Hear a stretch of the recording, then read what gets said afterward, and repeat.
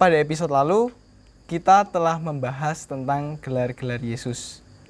Nah, sekarang kita tahu bahwa relasi yang intim dari orang-orang terdekat dari Yesus sendiri sungguh akhirnya menghantarkan mereka pada pengalaman dan pengenalan secara personal akan sosok Yesus sendiri. Pada kesempatan kali ini, kita akan membahas tentang gelar-gelar Maria. Apa itu gelar-gelar Maria dan apa saja gelar-gelar Maria? Selamat datang di Keris, katekese ringkas. Konten yang mungkin membuat kamu semakin CTM. Cerdas, tangguh, misioner.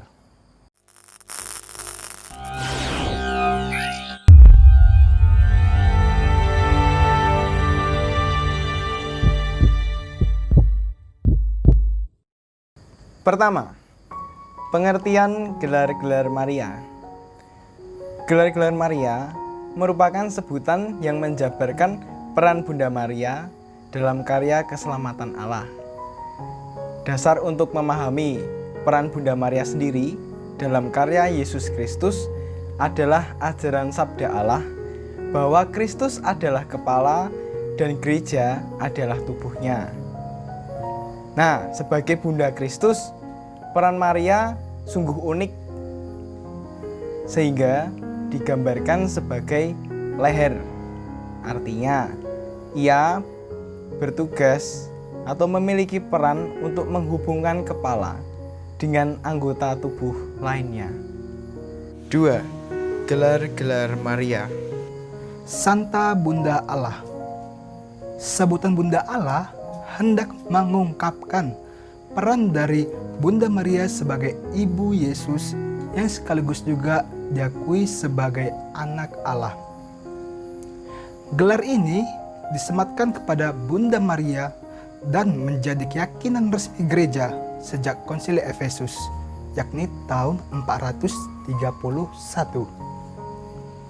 Menurut Injil Sinoptik, yakni Matius, Markus, dan Lukas, Maria ditulis dengan namanya sendiri. Sedangkan Injil Yohanes menyebut Maria dengan sebutan Ibu Yesus atau ibunya. Misalnya, sebagaimana Elisabet atas dorongan Roh Kudus memanggil Maria sebagai Bunda Tuhanku. Gereja mengakui bahwa pribadi Maria adalah sungguh-sungguh Bunda Allah. Dalam bahasa Yunani disebut Theotokos, yang artinya melahirkan Allah.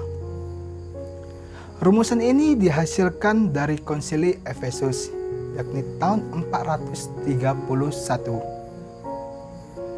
Santa Perawan yang Mulia. Bunda Maria ditetapkan gereja sebagai perawan suci, baik di hadirat ilahi maupun di hadirat jemaat Kristen. Perawan Maria diakui dan dihormati sebagai Bunda Allah dan Bunda Penebus yang sesungguhnya.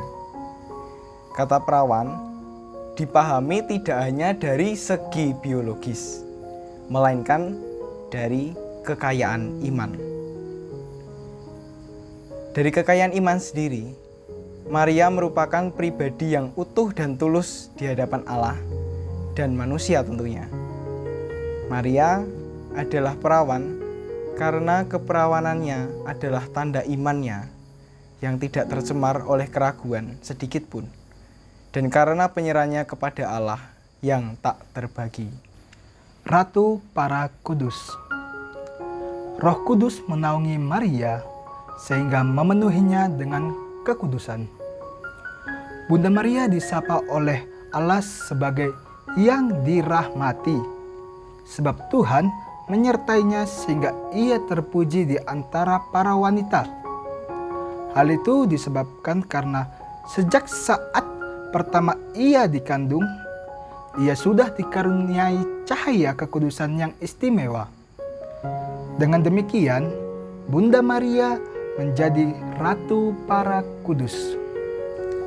Bunda Rahmat Ilahi. Bunda Maria merupakan Bunda Rahmat Ilahi, sebab ia mengandung Yesus Kristus yang menjadi sumber dan kepenuhan rahmat. Bunda Maria sungguh istimewa sebab ia bekerja sama dengan karya keselamatan Allah, dengan ketaatannya, iman, pengharapan, dan cinta kasihnya yang berkobar, untuk memperbarui hidup adikodrati jiwa-jiwa. Terima kasih telah menonton video ini. Semoga kamu semakin CTM, cerdas, tangguh, dan misioner. Dan jangan lupa untuk like, subscribe, dan komen di bawah kolom komentar. Terima kasih.